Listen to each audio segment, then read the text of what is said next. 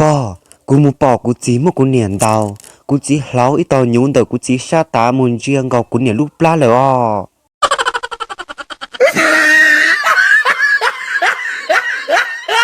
Do kế chính gà, bùa thảo giờ mua ít khô nè chỉ, gà cú uống lúc này xí xí lúc cần gà, gà thế li dù tao mua ít tụi mình nhựa tu, tụi mình nhuận đợt nọ cú muốn nuôi nhọn xử lý chi mù trâu xong đợt lỡ. Giờ linh đợt thế li mua nhau trò inu, khô nè chính đợt nọ, gà tao mua tê, tia li có tụi mình nhuận trò nè bò nhau trò hậu chế. Giờ linh đợt khô nè chính đợt nọ. Tao một trâu xe ở tê thọ ta kỳ một trâu thọ ta xuân ta giờ linh đỡ tụt gì thế li hai tụt bao nửa hai tia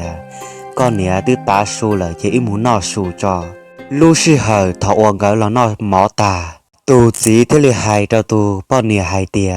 con nè chỉ bự bìa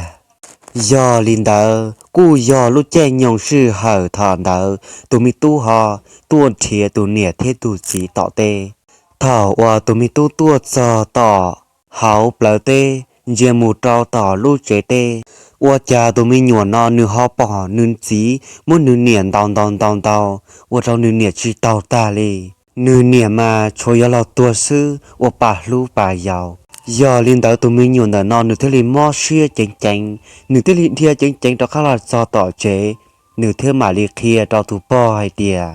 bò cú mu bỏ cú chỉ một cú niệm đào cú chỉ lão ít tao nhún đầu cú chỉ sa tá muốn riêng gò cú niệm lúc lá rồi à.